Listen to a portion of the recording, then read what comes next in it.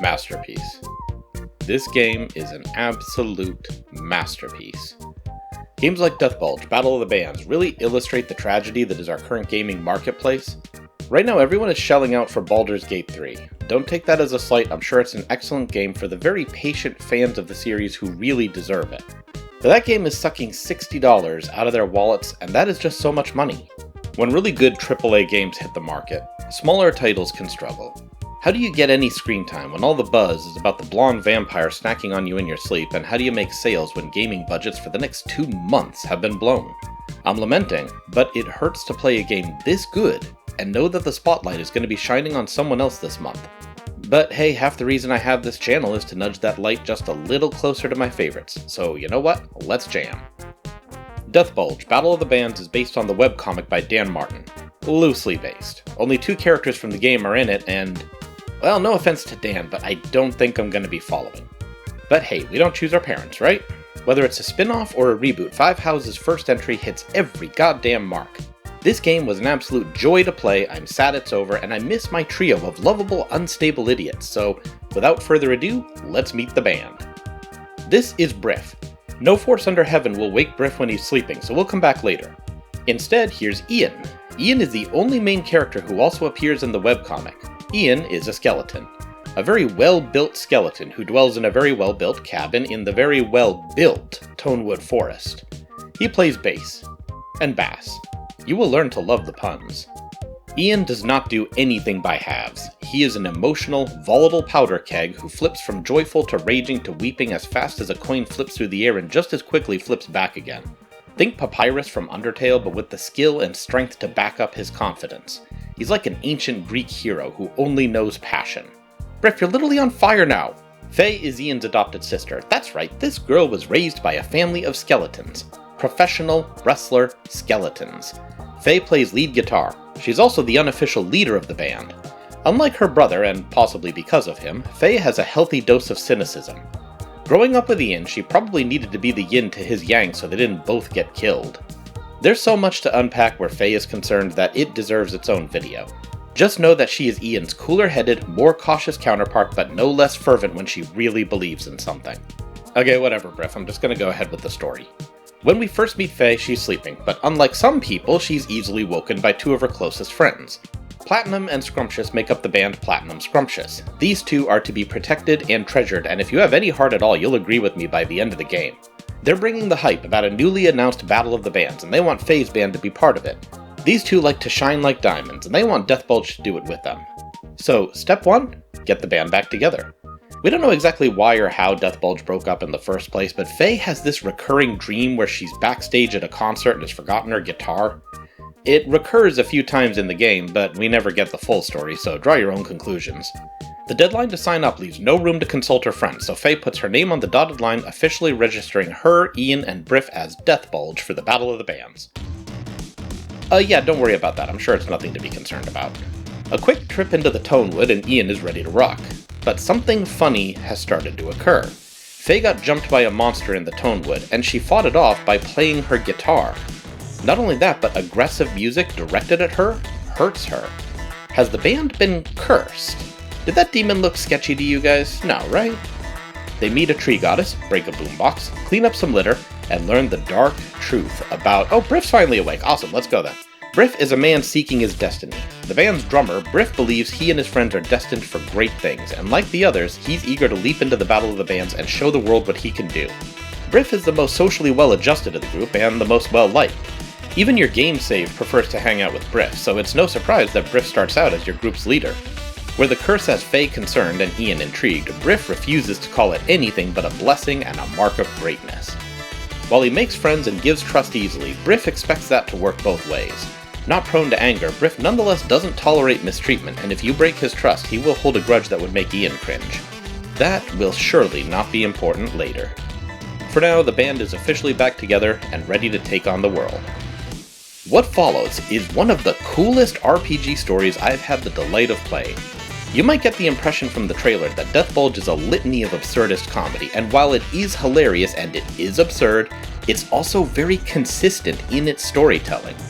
Yes, there's a 30-story bus, trees that flex, and demons quote-unquote working in the post office. But while these are all funny, they don't just exist in a vacuum. There's some thought put into how a society like this might operate. Bird people tend to flock together to the point where some are kinda racist about it. The mail hasn't been properly delivered in ages, so postage has shifted to the side quest sector. Ian might be obsessed with singing fish, but that just makes him a musical traditionalist in Deathbulge's world. Bottom line, this is a fantasy world where all the weird and magical bits are just part of a normal, everyday life. There are no kings, warriors, wizards, just a bunch of diverse people making their way through life and enjoying some music as they do. Like, look at this adorable little human girl who's such a huge fan of a demon metal band that she wears a skull on her face. And how did she get to this concert? Her father brought her, who was a metalhead when he was young. You know, just to make sure she stays safe and gets a good spot to view from. That said, the developers understood the assignment. Any world this wacky is bound to have some goofy interactions, and Deathbulge has some serious laugh-out-loud moments. Where do you think Ian got his guitar? Hey, what do you think this attack does? Hey, if we kick a door in, where does it go? Seriously though, that door thing is my favorite running gag. By the way, chase the goofy stuff in this game because it usually has tangible rewards for following it to its end. Given how this is a game about using music as a weapon, it's tempting to draw comparisons to Brutal Legend, but the way I see it, Tim Schafer's creation was far more interested in reinterpreting heavy metal culture as a dark fantasy world. While music was important to the main character, Eddie Riggs, his story was really about a human rebellion against demonic overlords. It was basically Lord of the Rings, just with, guitars. Deathbulge is very much about the power of music. To heal, to harm, to bring people together, to fight for what's right. Okay, that does sound a little bit. And I won't say too much about the soundtrack since I don't really get music, but suffice to say it's wonderful. I bought the OST and it's playing for you in the background now. Also, where Brutal Legend was kind of about heavy metal supremacy, Deathbulge respects music in all its forms. Our trio play metal, sure, but their best friends are more synth-electronic.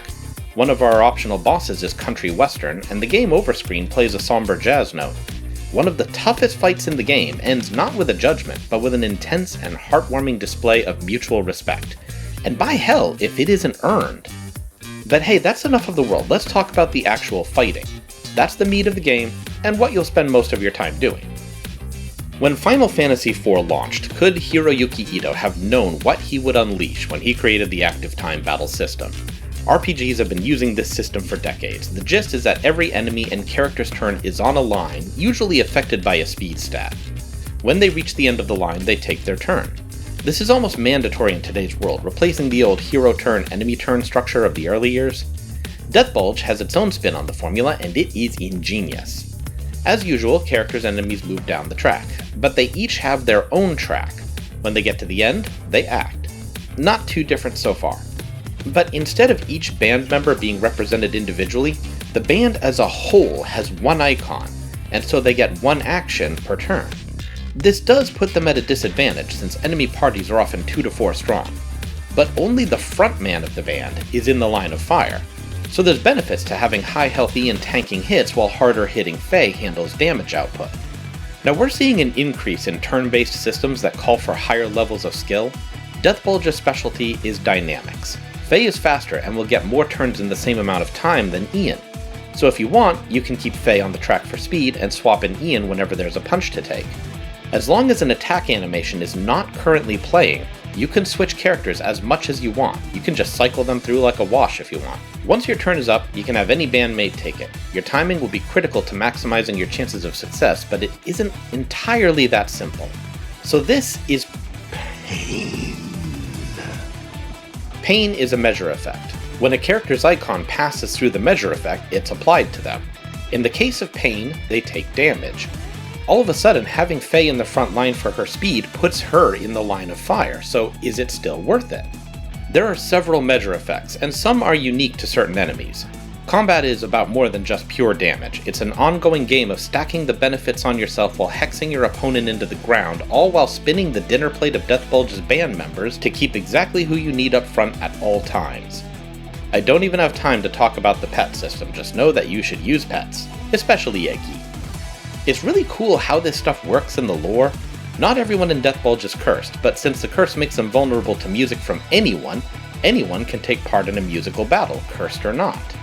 This is a novel concept for some, and a clever narrative way to explain how a bird with a beatbox can be dangerous when he's clearly not a participant in the tournament.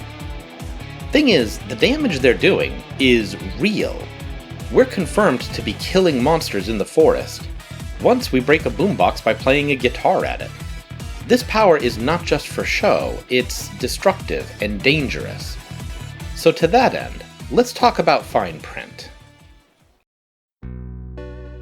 Okay, so I'm going to try to be light on the spoilers, but I have to explain some things because I really want you to understand how beautiful Deathbulge's narrative is. If I've already convinced you, then please go play the game now. But if not, there will be spoilers for events up to about a third of the way in. Well, a third of the way I played, your timing might vary. And if you'd rather just skip this part, we'll be talking about the class system at this time, and there should be no further narrative spoilers after. The Battle of the Bands is not just a friendly competition, it is a fight to the death. What's so important about this narrative, and the very real stakes it gives, is how everyone reacts to it. Almost no one in the tournament read the fine print, and all but one band are trying to find a way out of it. Which one? You couldn't pay me to spoil that for you. You could totally pay me to spoil that for you, but it'll run you about $50. Playing the game would be cheaper. Contracts are considered sacred among demons, and there are extreme consequences for breaking or changing them, to the point where important contracts are often placed in the care of more powerful demons so the original creator can't be forced to amend them.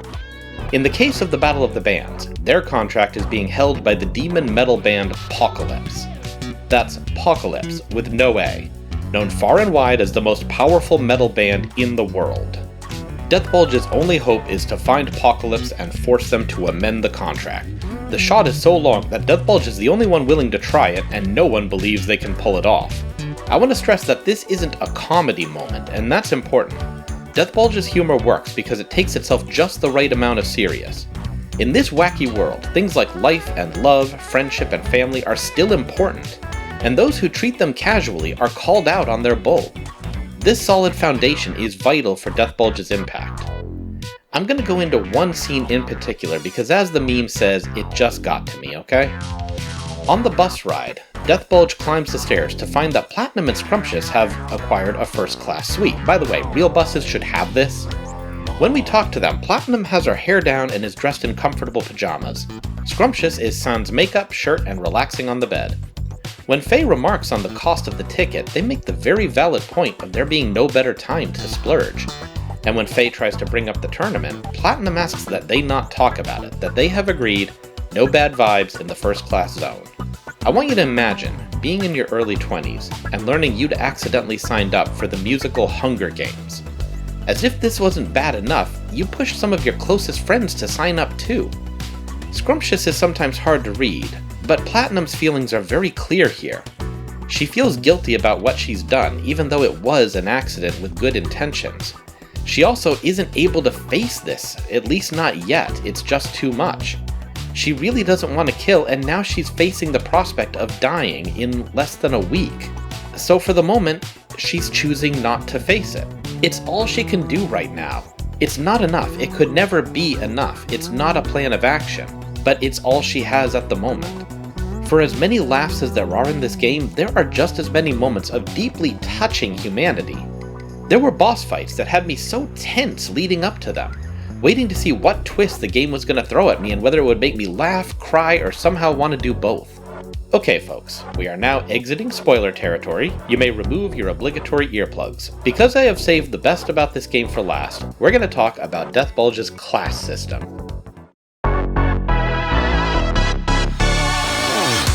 This kind of harkens back to FF5's job system. It's not that important that Ian plays bass and Briff is the drummer. What's important is the musical, let's call them traditions that serve as classes in Deathbulge. Each of our main trio has a starting class. Faye is a show-off. Show-offs specialize in risky moves which have high rewards that might backfire.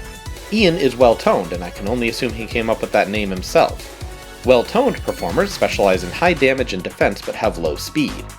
Tuners, like Briff, specialize in healing abilities to keep the band playing. Classes are defined by mods, abilities that reflect the tropes of their originating class.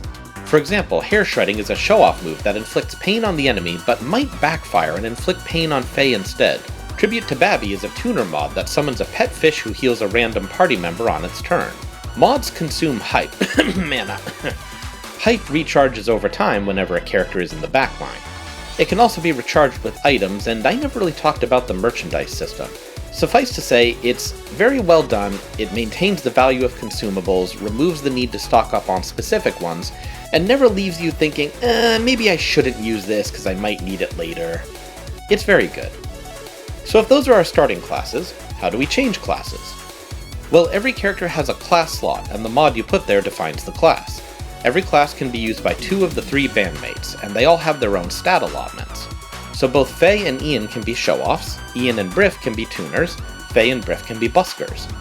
I even suspect there are lore reasons for the restrictions, but I haven't dug enough to be sure. Classes are not unique to characters, but mods, the abilities that define the classes, are.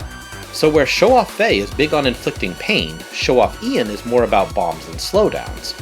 With each class being available to 2 characters, we have a lot of options for creating our ideal band. There are also no restrictions on which mods you can apply, but not all mods go together and there's an increased hype cost, which might make a hybrid class impossible to play. Pay attention to those stats too, or you may find yourself having performance issues. The last pillar of the class system are the patches. Patches don't have abilities on their own, but instead modify what's already equipped. There's a wide variety. You have the usual buff this stat at the cost of this stat ones, but there are some more creative types too. Health regenerates your health over time. You Want Some gives a counterattack. Beauty and Suffering increases your damage when you have negative measure effects. There are 9 classes in total, by the way, and they all play in unique, creative ways tailored to their character. Music is experimental, so go experiment. There is one kind of action which isn't tied to classes.